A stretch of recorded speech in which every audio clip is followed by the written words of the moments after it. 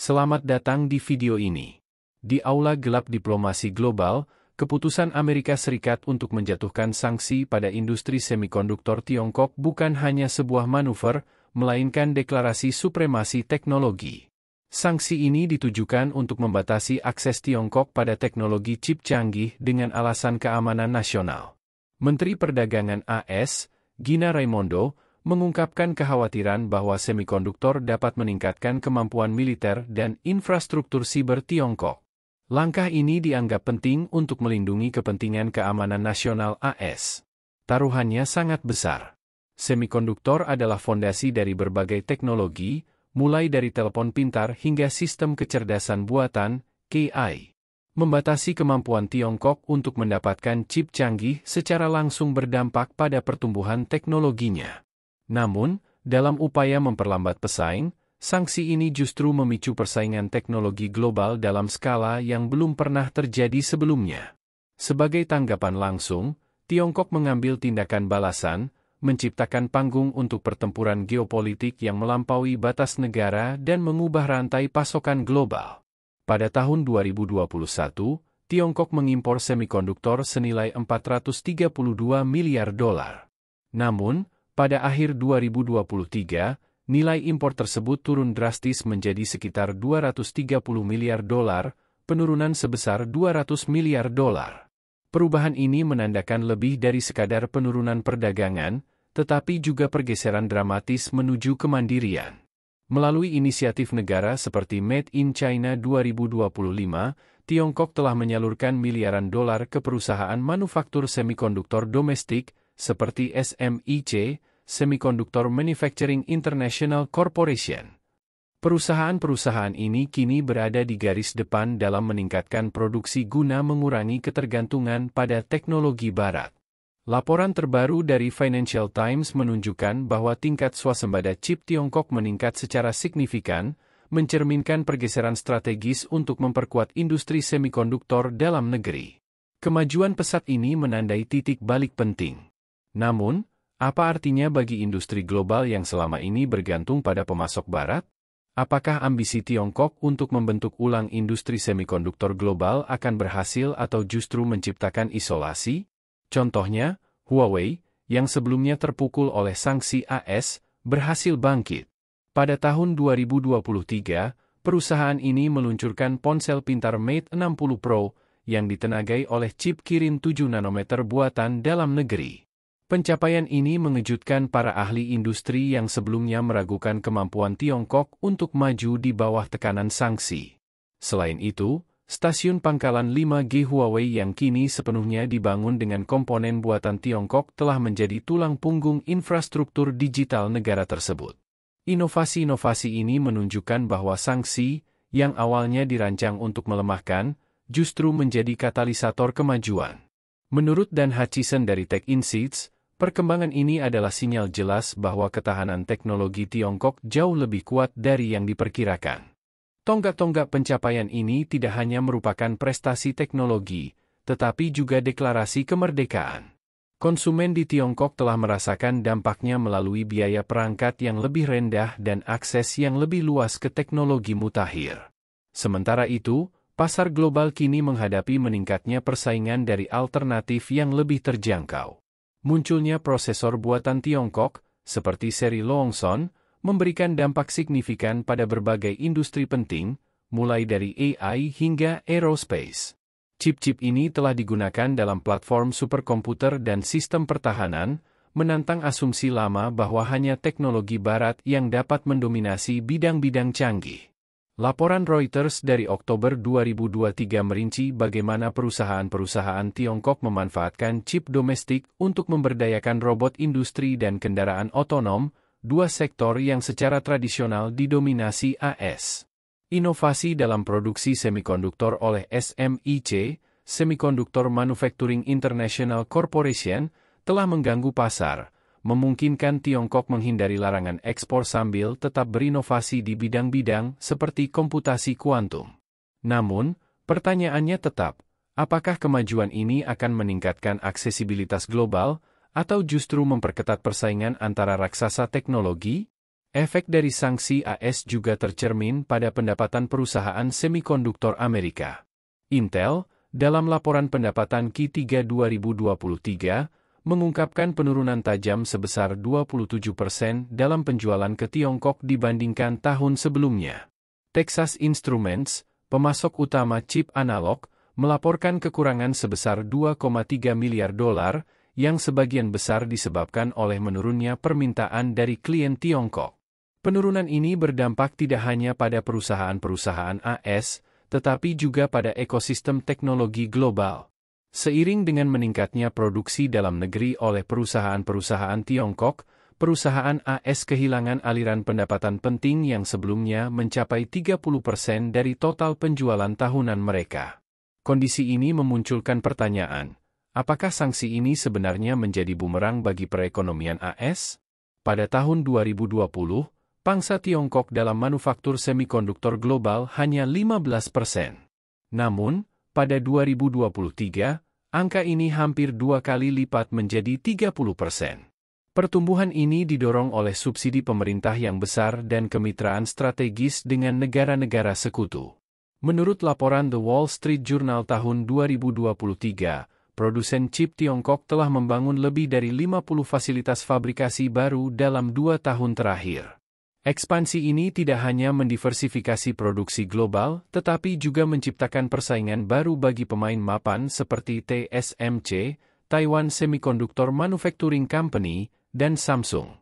Konsumen sehari-hari mulai merasakan dampaknya, dengan harga produk elektronik yang lebih stabil di pasar domestik Tiongkok. Namun, apakah perubahan ini akan terasa di pasar global di luar teknologi? Di sisi lain, sanksi AS juga menciptakan korban yang tak terduga, seperti perusahaan chip Korea Selatan. Samsung dan SK Hynix, yang sangat bergantung pada ekspor ke Tiongkok, kini menghadapi akses pasar yang berkurang. Divisi semikonduktor Samsung melaporkan penurunan pendapatan sebesar 12% pada Q3 2023, sementara SK Hynix mencatat kerugian laba terbesar sejak 2017, menurut laporan Bloomberg. Kedua perusahaan ini kini menghadapi tantangan besar di pasar yang semakin didominasi oleh pesaing Tiongkok yang mandiri. Selain perangkat keras, dampak Tiongkok juga meluas ke infrastruktur teknologi. Chip domestik kini mendukung pusat data, jaringan telekomunikasi, dan platform AI. Perusahaan-perusahaan besar seperti Alibaba dan Tencent telah mengganti prosesor impor dengan alternatif lokal. Pada tahun 2023, laporan dari Nikkei Asia menyebutkan bahwa lebih dari 60% infrastruktur komputasi awan Tiongkok sekarang berjalan pada chip buatan lokal. Ini mengurangi ketergantungan pada pemasok asing dan memperkuat ketahanan infrastruktur digital mereka. Sebelum melanjutkan lebih jauh, beritahu kami apakah Anda menyukai videonya. Jika ya, silakan klik suka dan bagikan, dan mari kita lanjutkan. Konsumen di Tiongkok merasakan manfaat dari perubahan ini. Harga elektronik di negara tersebut menjadi lebih stabil, dan perangkat berbasis chip domestik semakin terjangkau. Sementara itu, pasar global menghadapi efek berantai berupa potensi kenaikan harga atau kekurangan pasokan di wilayah yang masih bergantung pada impor dari Tiongkok. Pertumbuhan pesat ini memunculkan pertanyaan tentang keberlanjutannya tanpa mengorbankan kualitas. Perusahaan seperti SMIC dan YMTC, Yangtze Memory Technologies Co., telah muncul sebagai pemain kunci yang membentuk ulang pasar semikonduktor global.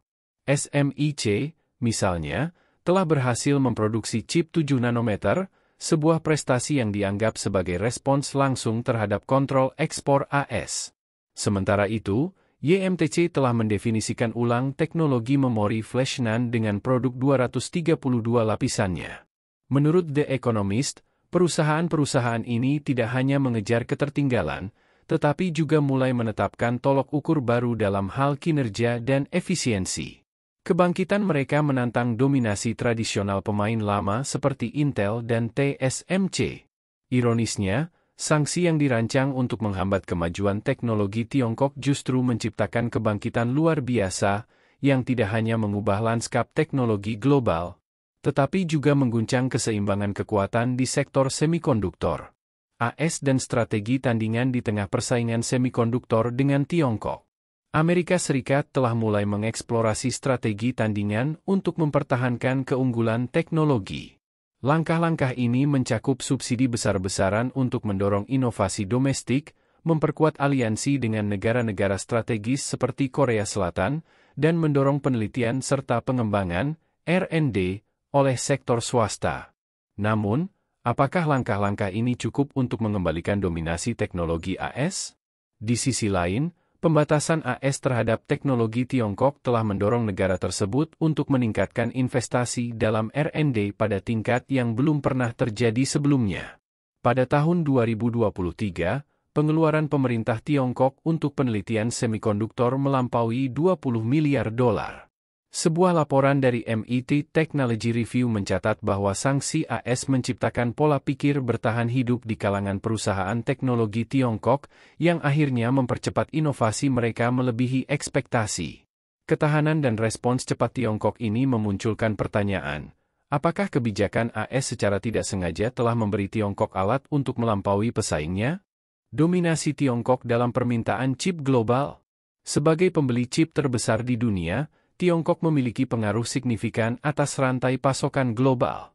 Pada tahun 2023, perusahaan-perusahaan Tiongkok menyumbang 38% dari permintaan chip global. Dominasi ini memaksa pemasok global seperti ASML dan Applied Materials untuk menyeimbangkan kepatuhan terhadap larangan ekspor AS dengan kepentingan ekonomi mereka.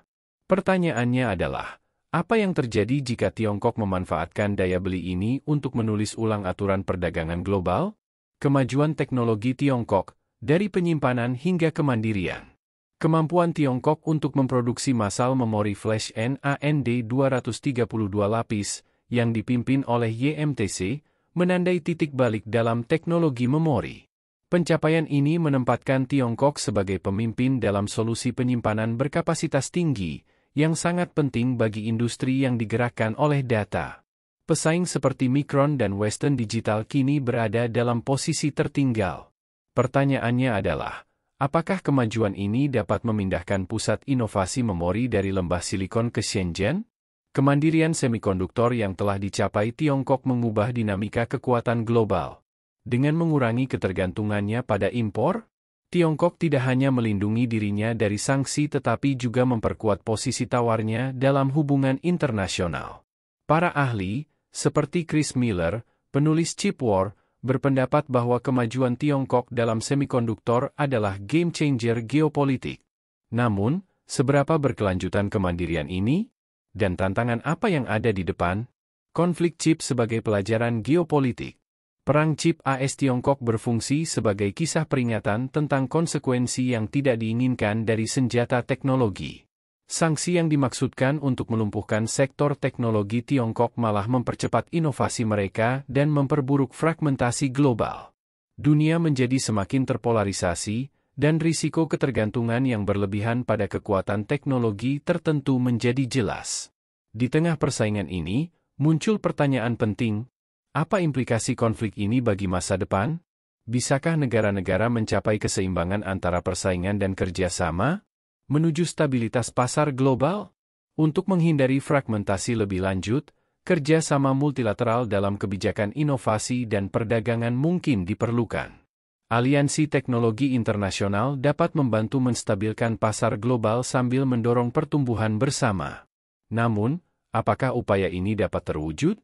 Ataukah dinamika persaingan akan terus meningkat tanpa terkendali? Ketika Tiongkok bangkit dari abu sanksi untuk menjadi pusat kekuatan teknologi, lanskap semikonduktor global tidak akan pernah sama. Bagaimana pendapat Anda mengenai video ini? Jika Anda punya pendapat, silahkan tuliskan pendapat Anda pada bagian komentarnya.